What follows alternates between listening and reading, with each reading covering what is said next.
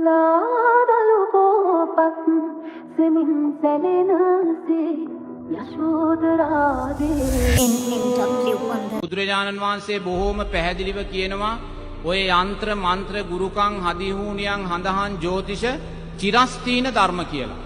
තිරිසන් ධර්ම කියලායි බුදුරජාණන් වහන්සේ කියන්නේ. ඒක මනුෂ්‍ය ධර්මයක් නෙමෙයි තිරිසන් ධර්මයක්.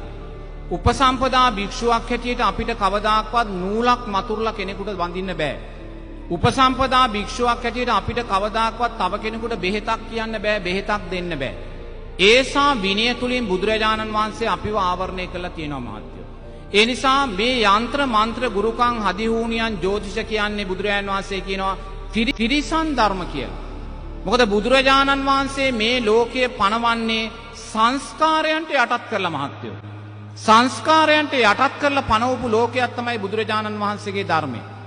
මේ ලෝකයේ බුදුරජාණන් වහන්සේ ධර්මය අනුව කිසිම කෙනෙකුට මේ ලෝකයේ අසාධාරණයක් වෙලා නැහැ මහත්තයෝ. කෙනෙක් කන්න නැතුව අනාථ කඳවුරක බඩගින්නේ දඟල ඉන්න පුළුවන්. ඒ කෙනාටත් අසාධාරණයක් වෙලා නැහැ මහත්තයෝ. මෙතනින් එළියට යනකොට පුංචි දරුවෙක් පාරේ මරලා දාලා ඉන්න පුළුවන්. ඒ දරුවාටත් අසාධාරණයක් වෙලා නැහැ මහත්තයෝ.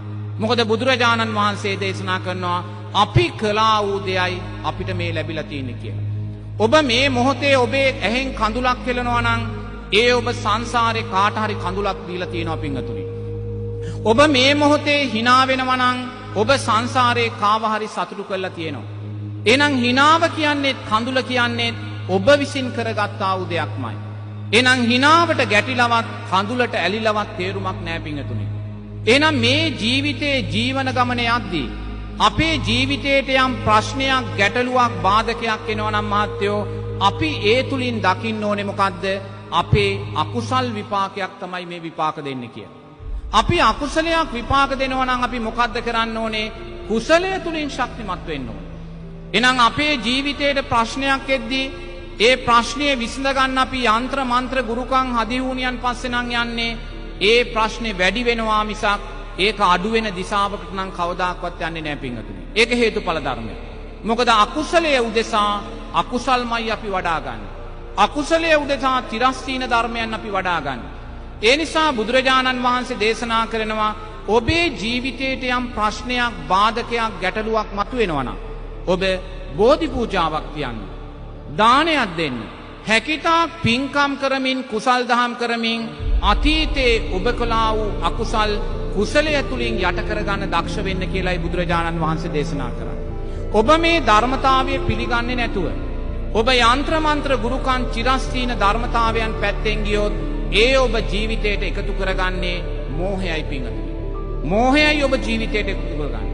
ඔබට කිසිම දාක මේවා පස්සේ ගිහිල්ලා තෙරුවන් කෙරෙහි වූ සද්ධාව නම් සකස් කරගන්න බෑ. මොකද මේවා අන්‍ය සීලවුත ගණේටයි වැටෙන්නේ. ඒ නිසා ඔබට තෙරුවන් කෙරෙහි සද්ධාව සකස් කරගන්නවා නම් ඔබ හේතුඵල ධර්මයන් අනුව ජීවිතේ දකින්න පුරුදු වෙන්න. අපේ ඉදිරියට ප්‍රශ්නයක් ගැටලුවක් ආවොත් අපිම සංසාරේ කළා වූ අකුසලයක් හැටියට ඒක දකින්න දක්ෂ වෙන්න. ඒ අකුසලය නිතරම කුසලය තුලින් ශක්තිමත් කරගෙන අකුසලය කෙරෙහි බිය ඇති කරගෙන කුසල් මතම ජීවිතය ගොඩනගා ගන්නවා කියලා චිත්තයක් ඇති කරගන්න. යම් හේකින් ඔබලා සීමාව ඉක්මවලා යంత్ర මන්ත්‍ර ගුරුකම් ජ්‍යොතිෂ පටුපස්සේ ගියොත් ඊළඟ ජීවිතේ අනිවාර්යෙන්ම මන්ද බුද්ධික ජීවිතයක් තමයි ඔබලාට ලැබෙන්නේ. වර්තමාන සමාජයේ වේගයෙන් මන්ද බුද්ධික ජීවිතවල ප්‍රමාණය වැඩි වෙනවා පින්වතුනි. මේ මන්ද බුද්ධික භාවය කියන්නේ මොකද්ද? පෙර ජීවිතයේ මේ මෝහය වැඩිීමේ හේතුඵල ධර්මයක්මයි. එක හාමුදුරුව කෙනෙක් ජීවත් වුණා. උන්වහන්සේ මුළු ජීවිත කාලෙම යంత్ర මන්ත්‍ර ගුරුකම් ජ්‍යොතිෂය තමයි සිද්ධ කළේ පින්වතුනි. මේ හාමුදුරුව අපවත් වෙනවා. මේ හාමුදුරුව අපවත් වෙලා ඒ ආරණ්‍යෙම ප්‍රේතෙක් වෙලා උප්පත්තිය සකස් කර ගන්නවා පින්වතුනි. මේ ප්‍රේතයා මන්ද බුද්ධික ප්‍රේතෙක්. මේ ප්‍රේතයා ඔළුව කරකවනවා, කොන්ද උස්සනවා, අතපය ගස්සනවා. බලනකොට මේ ප්‍රේතයා මන්ද බුද්ධික ප්‍රේතෙක් පින්වතුනි. එතකොට ප්‍රේත ලෝකේ ඉපදුනත් මන්ද බුද්ධික ප්‍රේතෙක් වෙලා උප්පත්තිය සකස් කළේ. ඇයි? ජීවිත කාලය තුල මෝහයයි ජනතාවට බෙදලා දුන්නේ. මුලාව, මෝඩකම, සංස්කාරයෙන් ලෝකයාව බැහැර කළා. ඒ නිසා ඔබලා මේවා පසුපස්සේ ගමන් කළොත් පින්වතුනි මේ ජීවිතේත් විනාශය කරා යනවා වගේම මතු ජීවිතය මන්ද බුද්ධික ජීවිත ලබා ගන්න හේතු වෙනවා කියලා බුදුරජාණන් වහන්සේගේ ධර්මය අනුව අපි සිහි තබා ගන්නවා. ඒ නිසා සංස්කාරයන් මත ජීවිතේ දකින්න. මෙතන ඉන්න කාටවත් කොතනකටවත් අසාධාරණයක් වෙලා නැහැ පින්වතුනි. ඔබ කළා වූ දේ ඔබට ලැබිලා තියෙනවා. ඔබ කළා වූ දේ ඔබට ලැබිලා තියෙනවා නම් ලැබුණ දේ ඔබ සතුටින් බාර ගන්නවා. මම මෙතන ඉන්නේ මං කළා වූ දේ නිසා. ඔබ ඔතන ඉන්නේ ඔබ කළා වූ දේ නිසා. එහෙනම් අපි දෙගොල්ලන්ටම කොතනකවත් වැරදිලා නැහැ පින්වතුනි. එහෙනම් අපි කළා වූ දේ අපිට ලැබෙද්දී අපි ඒ දේ සතුටු සිතින් බාර ගන්න ඕනේ. එතන තමයි ධර්මය කියන්නේ.